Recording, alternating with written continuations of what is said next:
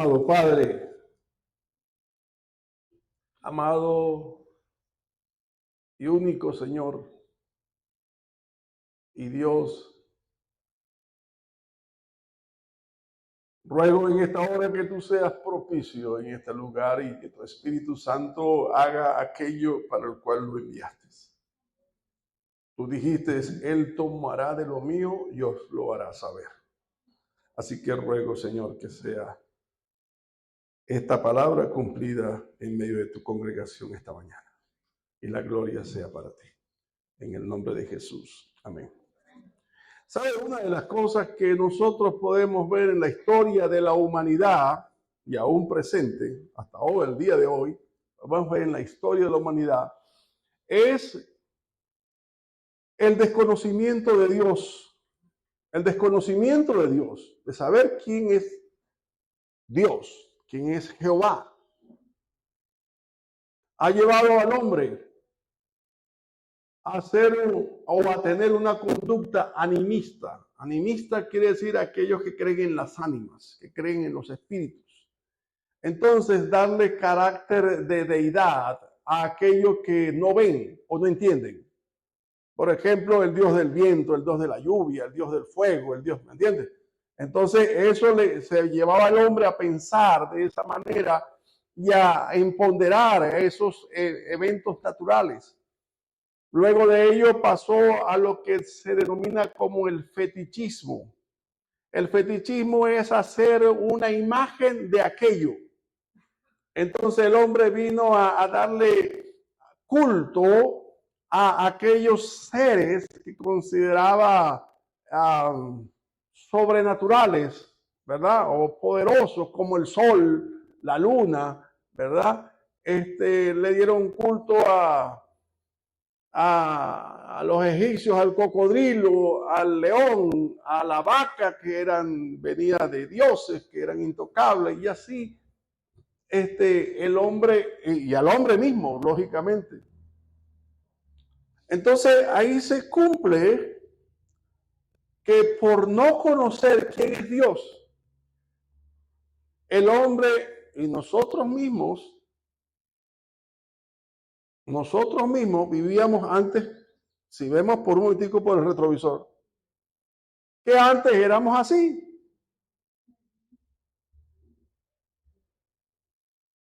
Mi papá era un hombre de esos que no tenía temor de nada. Digo yo. Nunca le pregunté si tenía temor de algo, pero nunca le vi que tuviera temor de nada. Allá en Maracaibo se iba a la luz. No como ahora, pero a veces se iba. Bueno, la quitaban. La cortaban, no sé, pues no había luz. El asunto es que no había luz. Y la casa era grande. Mi casa, donde nosotros vivíamos, un terreno como este, así, como 4,000 metros. Pero era larga, es muy larga, sí, tenía más de 90 metros. Daba a la otra calle. Y la casa era grande. Y él dice, nos quedamos todos así en el porche de la casa, y dice, mi segundo nombre es Javier, en mi casa soy Javier. Me dice, Javier, vaya, búsqueme una botella que dejé en el otro portón. Había que atravesar la casa. No había vela, no había luz, no había nada. Todo lo que sonaba era alguien. ¿Me entienden? O sea, cuando uno estaba muchacho de 12, 13 años, que lo manden a 90 metros en una oscurana, yo iba temblando. Mire, si el gato hacía miau, no iba. El que se pegaba al techo era yo. Porque éramos, ¿qué? Animistas, ¿sí? Animistas. Entonces, andaba aquel muchacho, el corazón pobrecito. Yo ahí sí, corazón perfecto, porque entonces me salió de casualidad. El corazón fino. Y si papá decía, vaya, busque, ¿sabe? Ahí no se repite no, eso no existía. Y a caminar a través de esa casa, que craqueaba cualquier cosa. Ay, no.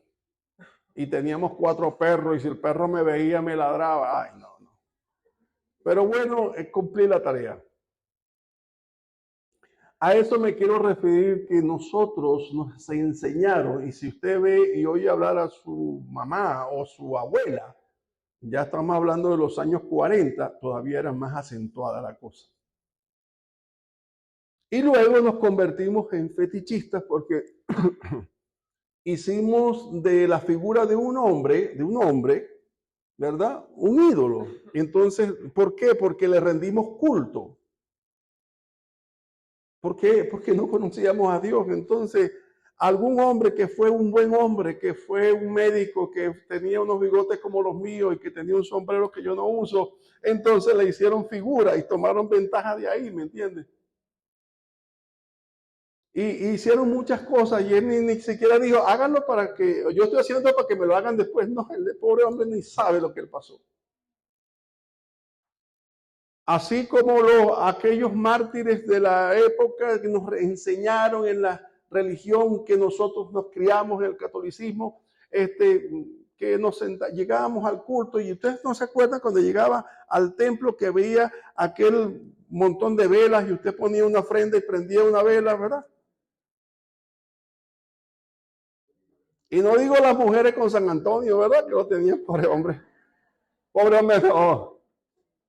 De cabeza todo el tiempo, pobre San Antonio de cabeza. Porque, no sé, había algo que decía que si no tenía novio, ponga San Antonio de cabeza. ¿Qué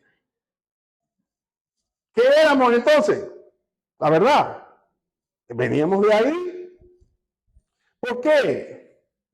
Porque no conocíamos, pero no solamente nosotros. Venga conmigo al capítulo 1 de Romanos, por favor. Nada más voy a leer un poquito versos 20.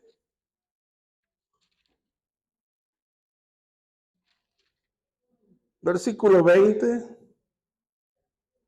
cuando habla de la culpabilidad del hombre, dice, porque las cosas invisibles de él, su eterno poder y deidad, se hacen claramente visibles desde la creación del mundo, siendo entendida por medio de las cosas hechas, de modo que no tienen excusa. Pues habiendo conocido a Dios, no le glorificaron como a Dios ni le dieron gloria, sino que se envanecieron en su razonamiento y su necio corazón fue entenebrecido. Profesando ser sabios, se hicieron necios y cambiaron la gloria de Dios incorruptible en semejanza de imagen de hombre corruptible, de aves, de cuadrúpedos, de reptiles. Por lo cual también Dios los entregó a la inmundicia de las concupiscencias de sus corazones, de modo que deshonraron en sí sus propios cuerpos, ya que cambiaron la verdad de Dios por la mentira. ¿Y qué más dice? Honrando y dando culto a la criatura antes que al Creador, el cual es bendito por los siglos de los siglos. Ahí está el problema, ¿sí o no? Esto habla de los judíos, esto le hablaba a los que eran creyentes pero que habían sido judaizantes. Y esto nos toca a nosotros de alguna manera. Los cielos cuentan la gloria de Dios, fíjense. Y el firmamento anuncia la obra de sus manos. Dios se ha dado a conocer de muchas maneras. Dios se ha revelado al hombre para que, voy a decir tres para qué. Dios se ha revelado. Hoy día se sigue revelando a nuestras vidas. ¿Para qué? Dios se revela al hombre para redimirlo, para quitarle el peso de su pecado, de la culpa de su pecado y la consecuencia del pecado, que es la muerte eterna. Por eso Dios se ha revelado a nuestras vidas. Primero, Dios se revela por medio de su Hijo para redimir al hombre de su pecado, para quitarle el yugo del pecado y el imperio de la muerte que es sobre todo nosotros. Segundo, para que le conozcamos.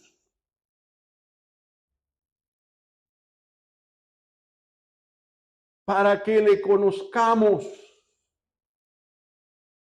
Así como usted conoce a su papá o a su mamá o a su esposo y a su esposa, para que haya una relación, no una religión, sino una relación creciente, abundante,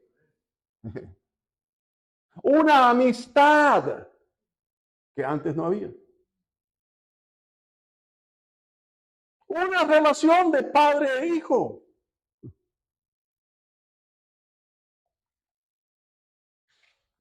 Esa es la tercera relación.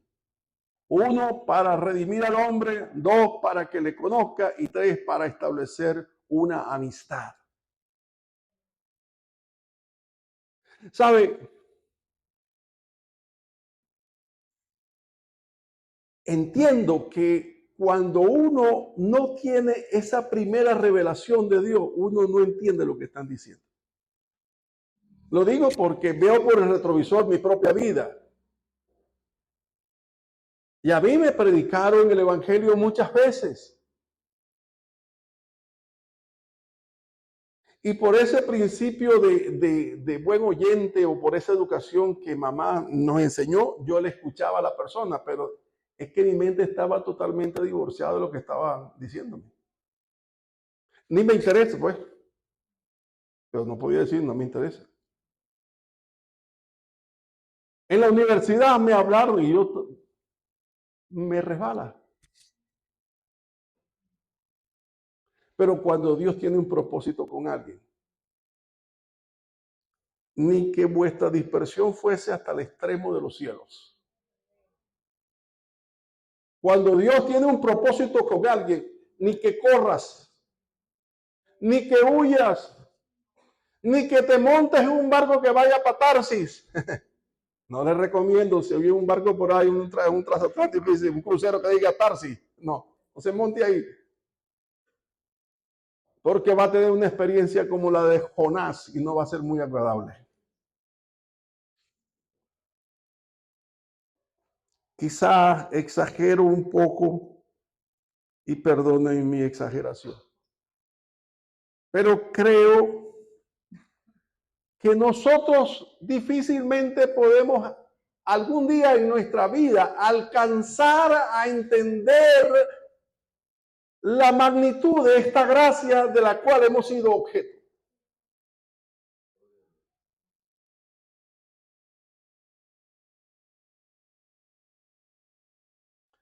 Entender que el Dios de amor, el Dios que creó los cielos. Mire, usted ha visto las fotos esas del universo. Y usted ve que el universo es tan grande. Yo cuando veo eso me impacta, me veo tan a nivel de microorganismos, ¿no? Pero no soy un microorganismo. Él me puso como Señor de todo lo creado, así que no soy cualquiera. No se vaya a bajar la estima, ¿no? Pero que el Dios tan grande haya querido despojarse de toda su gloria por causa de mí, no me cabe. No me cuadra. No entra. ¿Cómo? Pudo ver en él tal sentir. ¿Usted está entendiendo lo que estoy tratando de exponer? Que él haya querido de su sola voluntad despojarse de su gloria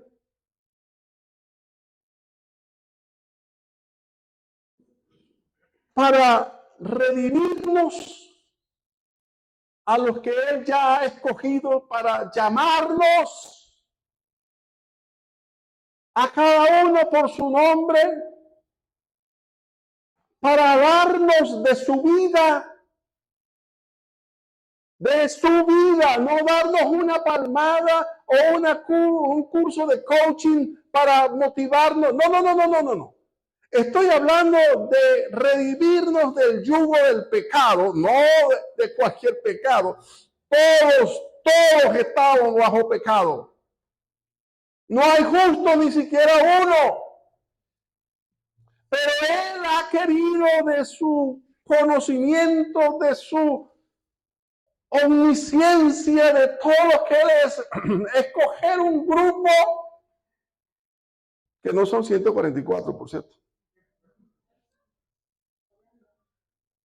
Pero escoger un grupo, una multitud que nadie podía contar y revelarse a ellos y decirle, te amo. No, no, no. Quiero que me conozcas como tu Dios. Yo seré para ti como un padre y tú serás para mí como un hijo. Wow. Padre. Y voy a estar contigo todos los días que te toque peregrinar sobre este orbe. No te voy a dejar, no te voy a desamparar. Contigo estaré en la angustia. Y cuando te toque pasar por el umbral del muerte, contigo voy a estar ahí. No vas a estar solo.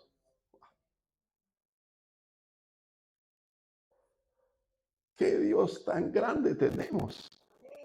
Qué Dios tan amante tenemos.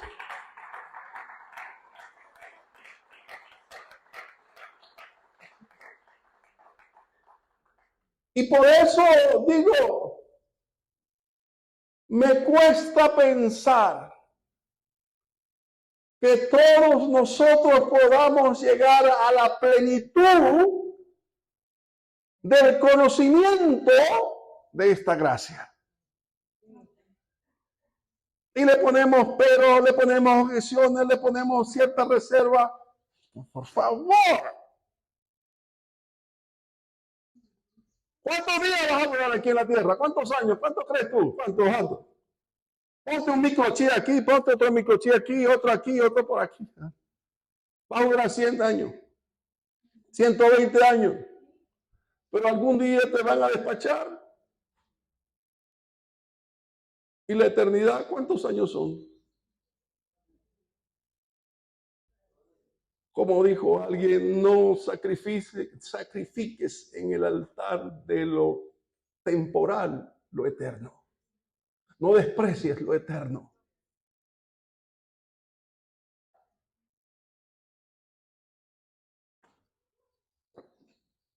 Fuimos escogidos. Fuimos escogidos por Dios para que le conozcamos. Por eso, yo sé que no tengo 40 ni 20. Ya eso pasó. Pero gracias a Dios tengo 68. Y de alguna manera puedo decir a los que vienen atrás, no desprecien su vida con esos celulares.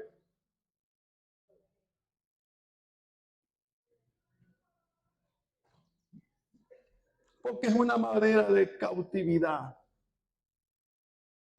Si parte de ese tiempo que usted se distrae con los celulares lo tomara para conocer más de Cristo, su vida cambiaría.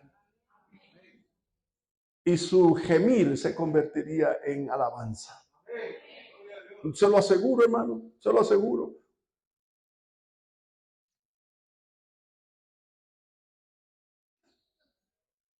Él dijo en Juan capítulo 17,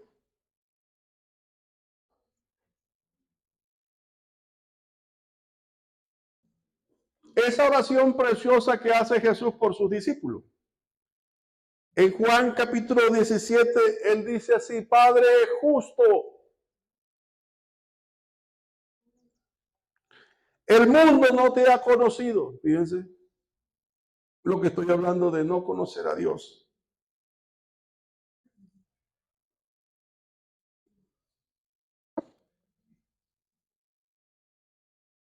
El mundo no te ha conocido, pero yo te he conocido. Y estos han conocido que tú me enviaste.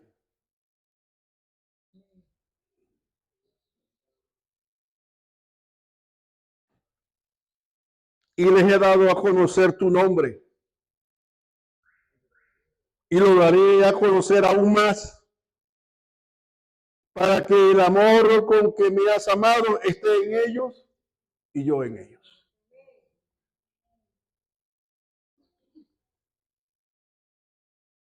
Amados míos, amados del Señor, ¿sabe? Usted está aquí porque Dios lo trajo. Usted tenía que escuchar el mensaje de hoy. Dice, no hay duda, yo no tengo duda de eso. Dios se ha revelado para que no solamente redimir al hombre, sino darse a conocer.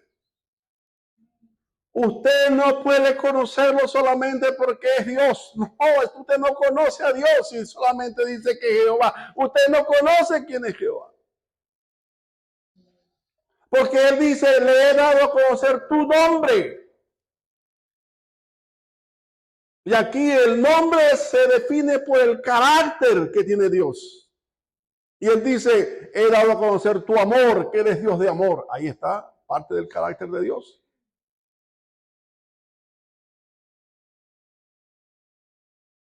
Podemos decir con toda plenitud, con toda claridad de cenit, que nosotros conocemos a Dios como Dios justo que es, como Dios amante, que es eterno, misericordioso, benigno, santo, bondadoso, fiel, veraz, recto, perfecto, príncipe de paz, paciente,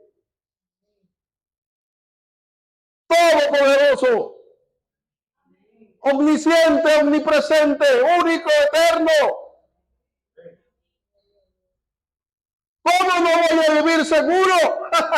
Si Él me ha escogido como su hijo, ¿cómo no voy a vivir seguro? ¿Cómo voy a estar en angustia? ¿Cómo voy a estar temblando? Si le conozco y sé que es perfecto. Reprenda con autoridad todas esas ideas que vienen a su mente, dardos de fuego que no vienen del cielo.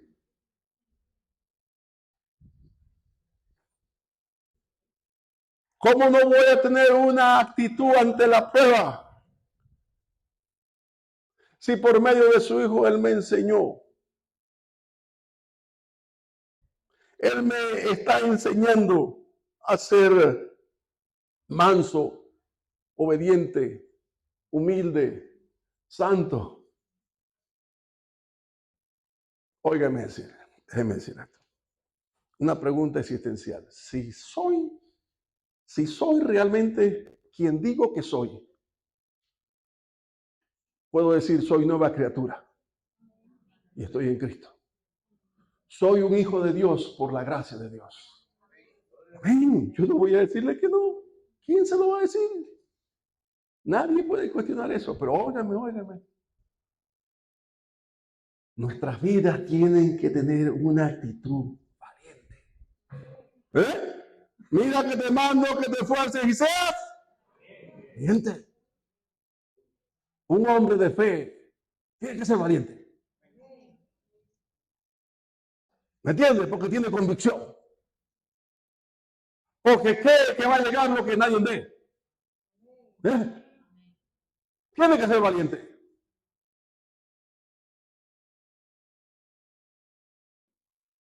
Virtudes que el mundo no tiene. Porque ellos simplemente no conocen a Dios. El Señor dice en su palabra, la palabra que me diste yo les he dado. Pero oído aquí que le interesa. Y no ruego solamente por estos, los 12, sino también por los que han de creer en mí por la palabra de ellos. Nosotros. Diga aleluya. A nosotros, porque él oró por nosotros ahí. Por los que han de creer en mí por la palabra de ellos. Pero aquí hay un puntico que no quiero saltar. Por la palabra de ellos, por la palabra de ellos. O sea que ellos fueron llamados también para proclamar las virtudes de aquel que los llamó. de las tinieblas a su luz admirable. Entonces usted y yo estamos aquí también. ¿Para qué? Proclamar. Para mostrar con nuestras vidas al Dios eterno, amante, perdonador, paciente, que está reinando empoderado en nuestros corazones. Porque si no es así, entonces ¿quiénes somos? ¿No dijo el predicador que me antecedió? Cada quien pruébese a sí mismo.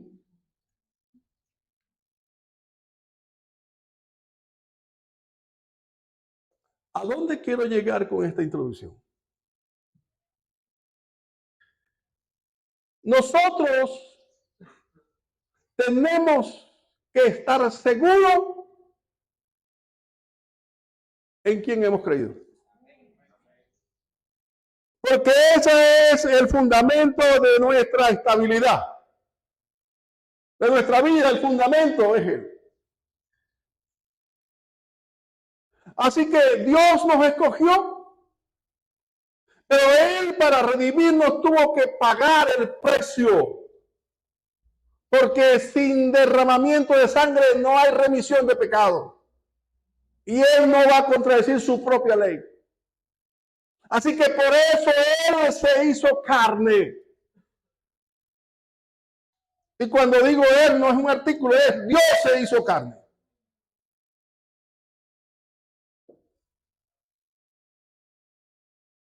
Se despojó de su gloria, dice el apóstol. Se hizo siervo y se hizo obediente hasta la muerte y muerte de cruz. Todas estas semanas le hemos estado, o estas últimas semanas les he estado predicando acerca de la necesidad imperiosa. Cuando hablo de necesidad es como el Señor dijo, es necesario que pase por Samaria. Algo así, ¿no? Es necesario que usted respire. Es necesario que tome alimento. Es necesario que se cuide. Bueno, es necesario que usted conozca más a su Señor. Tan necesario como aquello. Es necesario. Por eso entonces les prediqué 3 mensajes acerca del gran yo soy.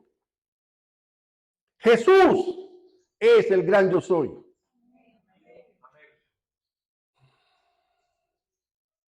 Jesús es la piedra angular. Jesús es la piedra que desecharon los arquitectos, los constructores, pero que ha venido a ser piedra del ángulo, la fundamental para que haya el arco.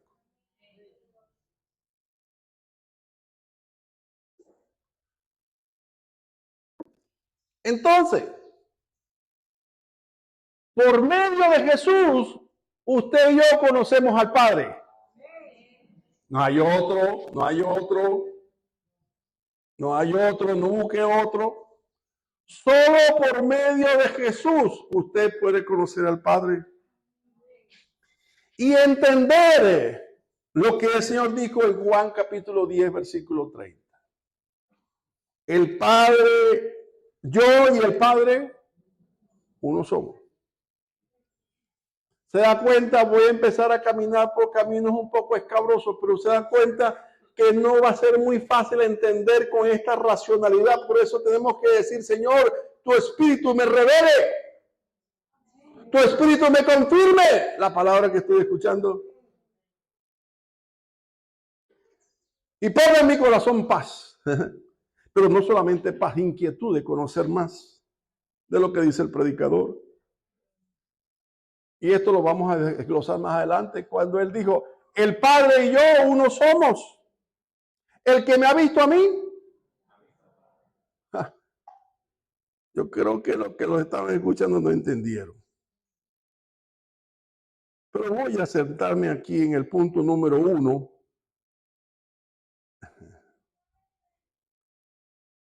El punto número 1 que escogí es el punto número 2 que aparece en el mensaje que mandé al departamento de comunicaciones. Para que trabajen.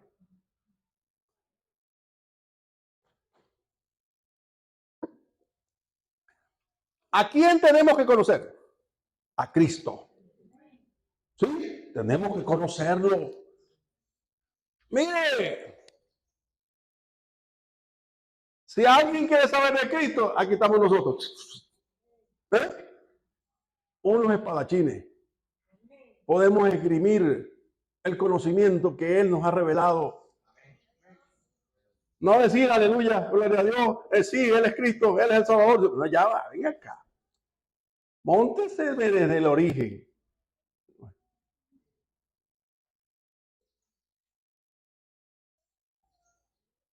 Uno de los puntos que quiero que se lleve claro aquí esta mañana es que en el tiempo que estamos viviendo, y como antes, ¿quién era Jesús? Un endemoniado.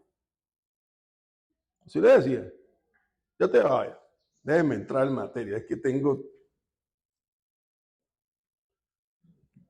no hay yo por dónde entrarle, tengo tantas cosas. Por eso es que no puedo dejar una semana a predicar, porque entonces, uy, con calmita. Todavía me quedan 20. Punto número 1, el pacto de Dios con David. Ese, ahí donde estamos nosotros metidos. El pacto de Dios con David. ¿Sí o no? Ajá, ¿y en qué capítulo? Ah, eso lo mostraron ahí. No. Capítulo 17. Veamos ahí. ¿En qué? En Primera de Crónicas. Bien. Primera de Crónicas. Capítulo 17.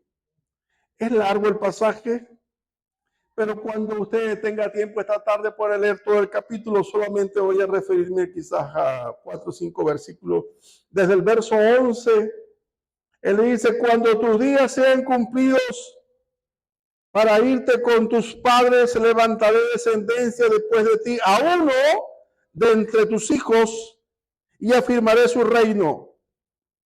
Él me edificará casa y yo confirmaré su trono. ¿Qué es ese? ¿Quién es ese? Que va a tener un trono eterno.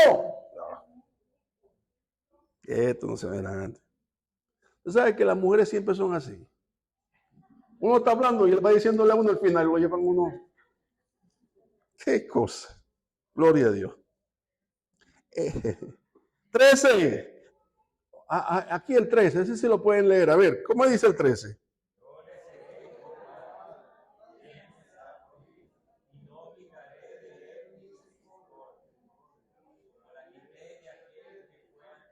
Saúl. 14.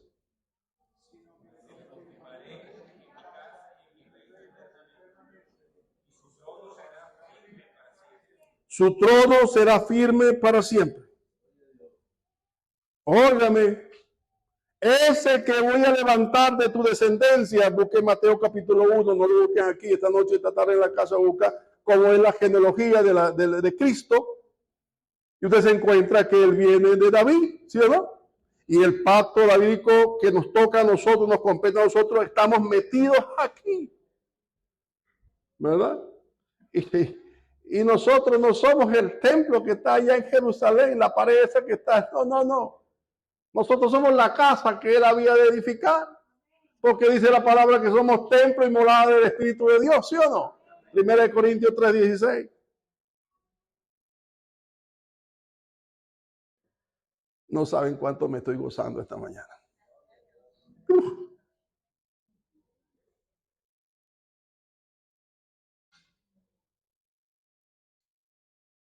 Tiene un trono eterno, pero hay una relación entre Jehová Dios y él.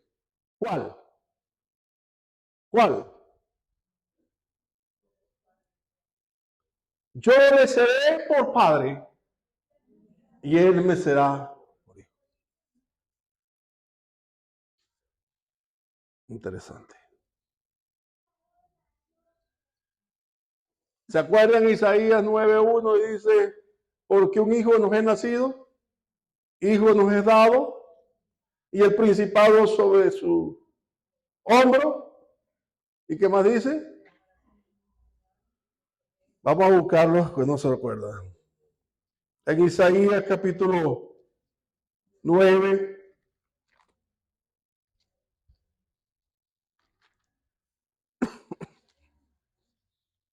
Isaías 9:6. Gracias. Porque un niño nos es nacido, hijo nos es dado, y el principado sobre su hombro. Y se llamará su nombre admirable. Vea, mire, el nombre es la característica de qué? De su esencia, de su ser. ¿Sí? De lo que Él es. Él es esto. Admirable, consejero. Es también Dios fuerte. Es Padre eterno. Príncipe de paz. Lo dilatado de su imperio y la paz no tendrá límite sobre el trono de David. Epa, aquí está. Sobre su reino, disponiéndolo y confirmándolo en juicio y en justicia desde ahora. O sea, este que había de venir, que será por hijo,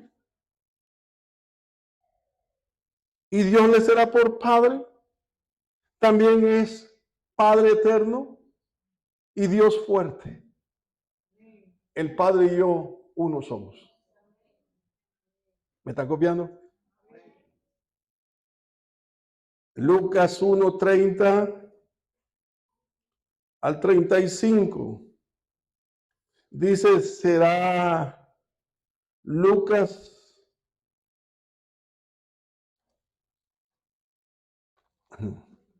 1:30.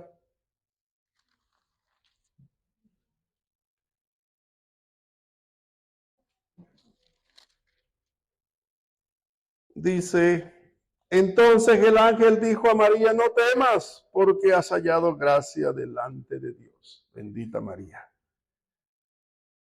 Cayó gracia. Y ahora concebirás en tu vientre y darás a luz un hijo y llamarás su nombre Jesús. Dios salva. Este será grande y será llamado, ¿cómo? Hijo del Altísimo. Y el Señor Dios le dará el trono de David su padre y reinará sobre la casa de Jacob para siempre.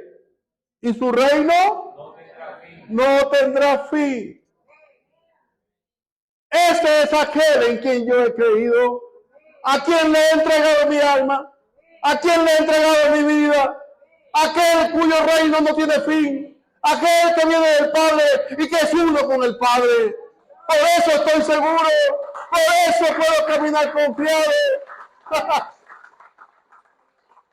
Por eso puedo hablar de Cristo. ¿Saben qué? La agenda globalista, paréntesis aquí, tiene el propósito de desmontar todo esto.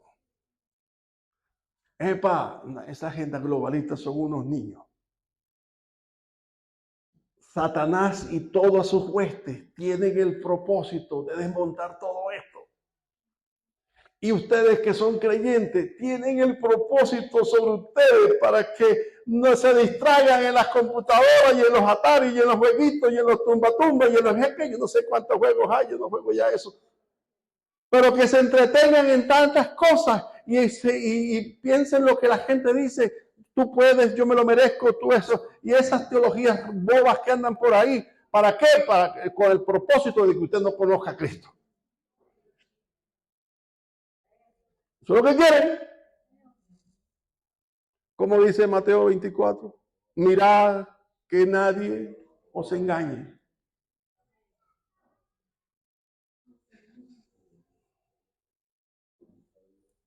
Ahora, si son tan amables, el punto número 2.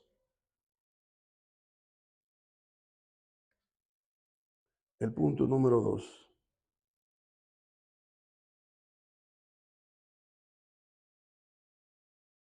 Jesús de la misma naturaleza del Padre.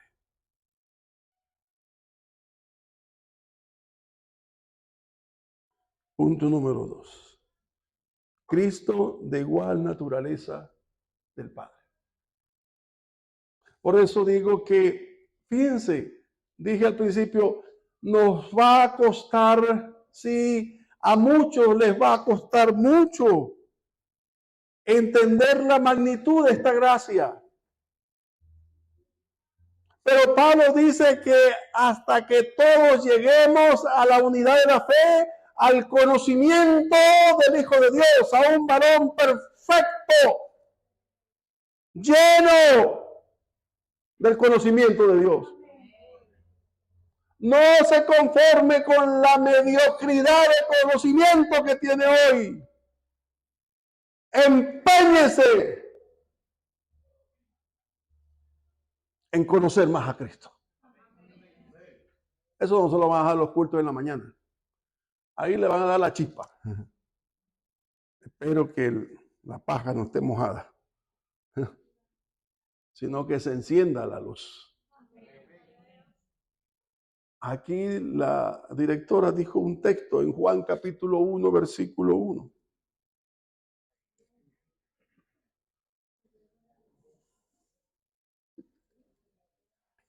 En el principio creó Dios los cielos y la tierra. En el principio, ¿qué término es este? En el principio. Tiene que darle una acotación a la eternidad y dice en el principio, un punto de partida, en el principio. Pero en el principio, si es un punto de partida, era el verbo. Ya el verbo estaba antes del principio. ¿Me copian? Antes del principio era el verbo, el logos. Y el logos, dice en la griega, dice improstonteo. Estaba en la presencia cara a cara con Dios.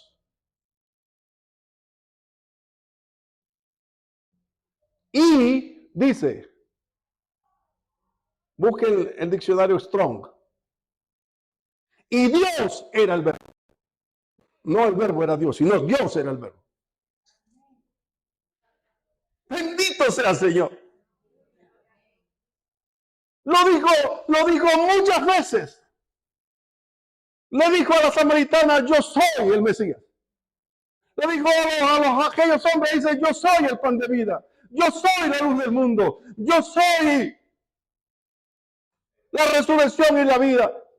Yo soy la luz del mundo. Yo soy. No entendían. No entendían.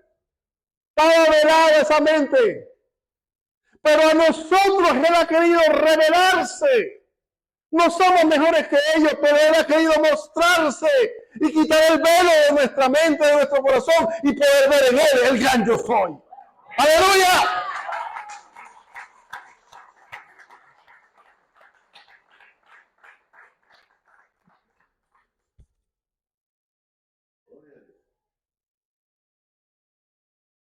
Nuestro buen Señor dice allá en Juan 17:2.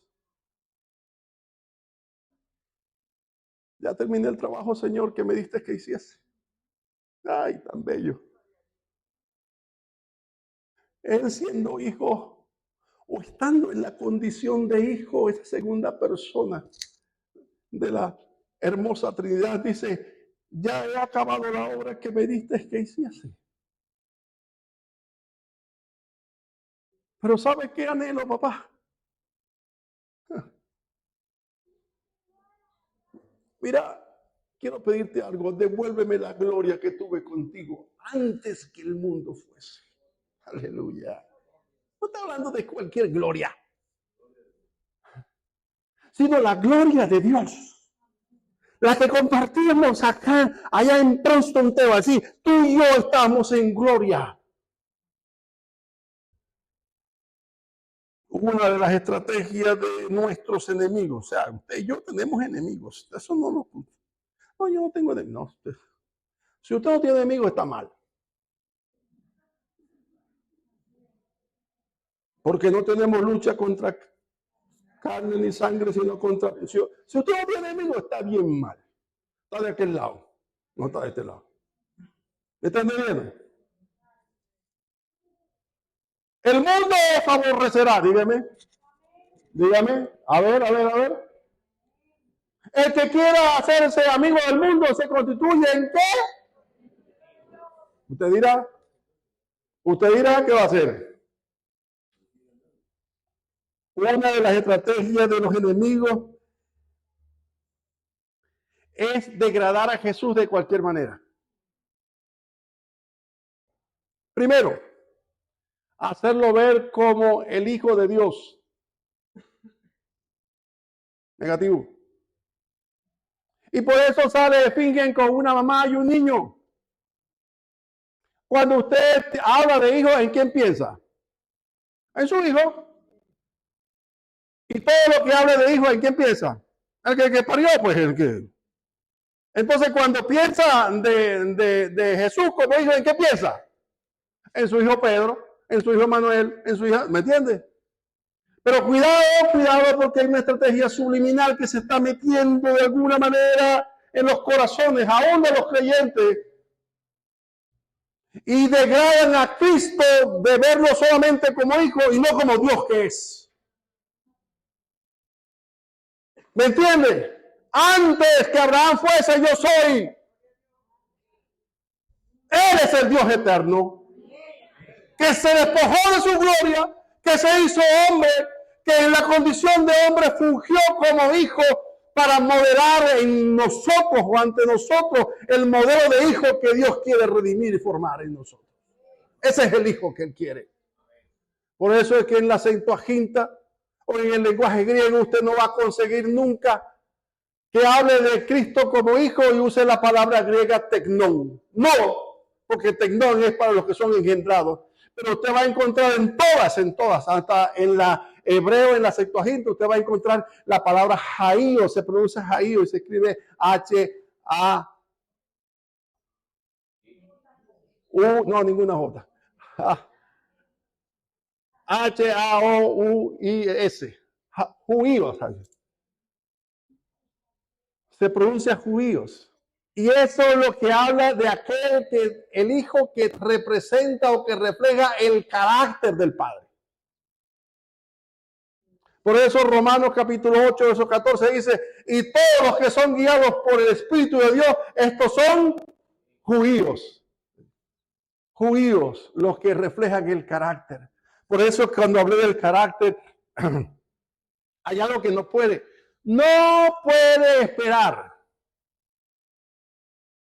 ¿Qué, pastor?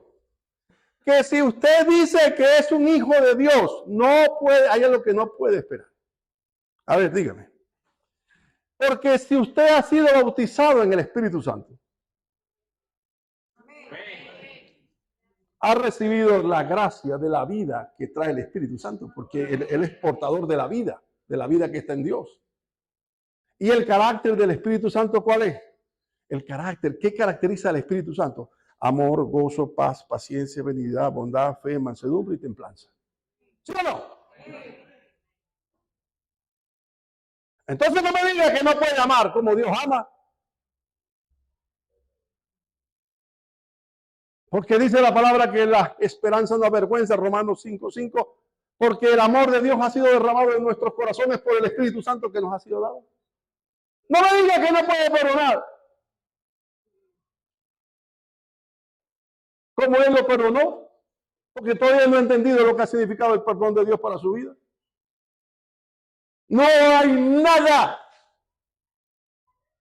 ¿Me está entendiendo? Nada que usted como hijo de Dios no pueda perdonar que le haya hecho un semejante. Nada. Y si todavía hay amargura en su corazón, yuca de rencor, o como se llame, tiene que irlo a hacer morir pues lo terrenal en vosotros. Ahí lo pichocáis, vamos un patacón, ¿me entiendes? Ahí dándole. Niéguese a sí mismo. Niéguese a lo que considera justicia. Niéguese a cualquier cosa.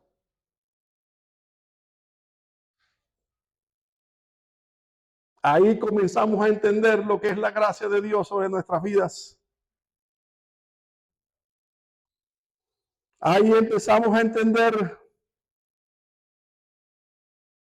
escudriñando un poco. Me queda un minuto, Cristo Santo. Como en Gabaón, Señor, detén el tiempo.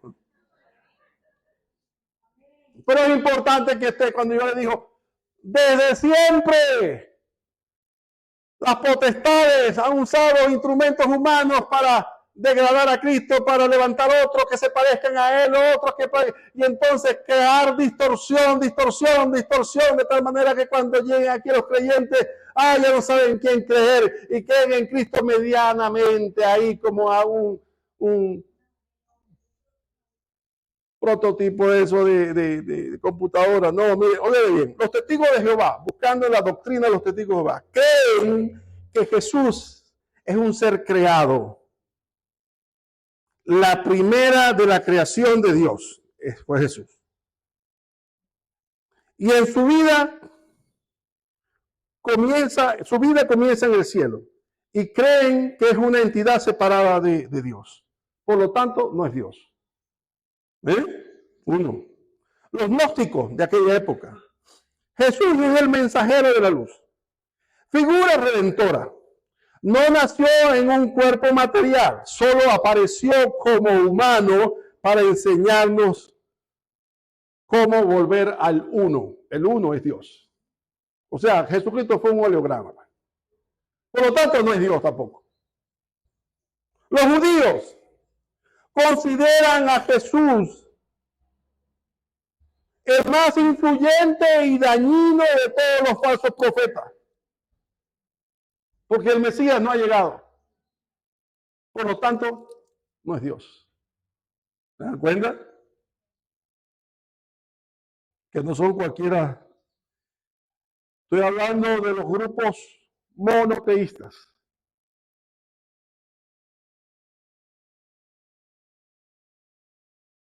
Aún los discípulos.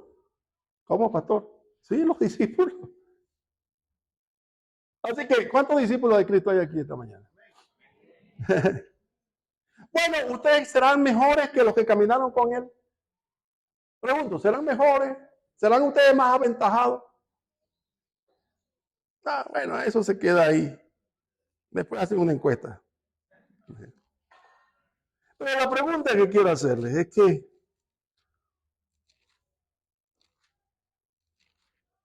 en el capítulo 14, ya lo hemos leído, voy a leer solamente unos 5 versos. Dice el 11, el capítulo 11, capítulo 14, versículo 8 al 11.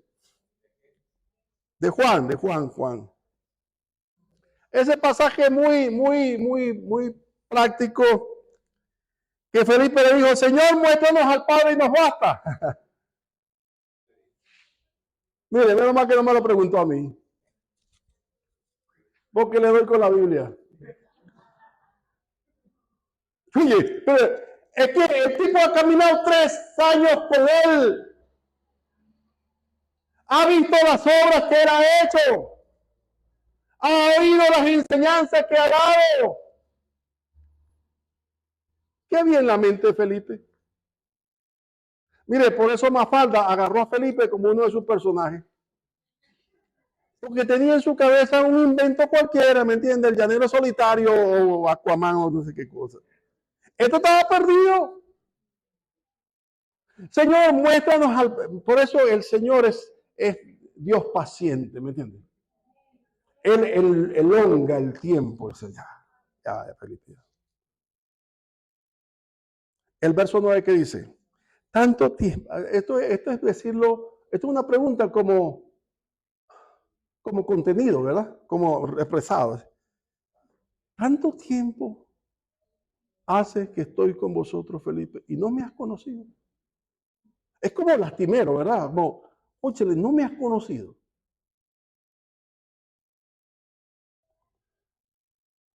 Dice, el que me ha visto a mí, ha visto al Padre, bendito sea. ¿Cómo pues? ¿Cómo pues? Dices tú, muéstranos al Padre. ¿Ah? No me has visto, no me has oído, no has caminado conmigo, no has comido en mi propio plato, no has andado conmigo día y noche. ¿No crees que yo soy en el Padre y el Padre en mí? Las palabras que yo os hablo no las hablo por mi propia cuenta, sino el Padre que mora en mí. Él hace las obras. Creedme. Esta es una extensión del verbo con intención de que se convenza. Creedme que yo soy en el Padre y el Padre en mí. De otra manera, creedme por mis propias obras. No soy un holograma. No soy un falso profeta. No soy un endemoniado. Yo soy el gran yo soy. Yo soy para ti el gran yo soy.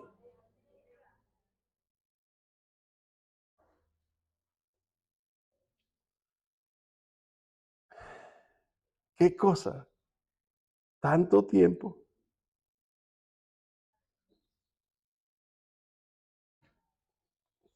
Para terminar, nosotros, y digo en esta sala, los escogidos, no sé quién, pero a los que el Señor le haya confirmado su palabra y la revelación de su Hijo, hemos sido escogidos para saber que Él es quien dice ser. Pero también dice la palabra que fuimos hechos para proclamar, para anunciar en medio de las tinieblas que Dios se ha hecho hombre en la persona de su Hijo Jesucristo, para redimir al hombre de su pecado, para darse a conocer y para entablar una relación entre Padre e Hijo. Por eso Jesucristo también es Padre eterno. Por eso el segundo punto que digo es no solamente proclamar, sino también de la parte endógena, de la parte que nos compete a nosotros. Dice Romanos 8:29, que dice que a los que antes conoció, a los que antes conoció. Ese me encanta, ese antes conoció. A Jeremías le dijo, antes que te formases en el vientre de tu madre, te conocí. ¿Sí, no? A los que antes conoció. También los predestinó, para que fuesen hechos conforme a la imagen de su Hijo judío, del carácter de Cristo. Así que si el Espíritu Santo glorifica a Cristo, tiene que manifestar las características de Cristo a través del Espíritu Santo. Nuestras vidas tienen que ser entonces portavoces de eso. Nosotros, hasta que nos quede el último aliento de vida en nuestro cuerpo, tenemos que defender esta doctrina. No es un holograma, no es un falso profeta, no es cualquiera. Es Dios manifestado en carne, y aquel verbo fue hecho carne y habitó en medio de nosotros, lleno de gracia y de verdad. A Él sea la gloria por los siglos de los siglos.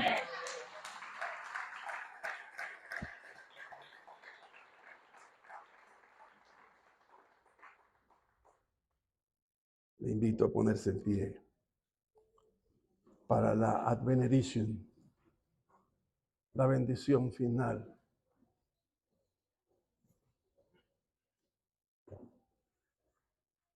Si usted vino esta mañana acá y su corazón nunca había conocido a Cristo, no salga de aquí sin Él en su corazón. Porque Él puede venir a su corazón, a su vida, y hacer de usted una nueva criatura. De manera que si alguno está en Cristo, nueva criatura es. Una nueva creación. Las cosas viejas pasaron y aquí todas son hechas nuevas. Padre, gracias, porque en medio de todo tú me mantienes en pie. Y te bendigo esta mañana por tu palabra.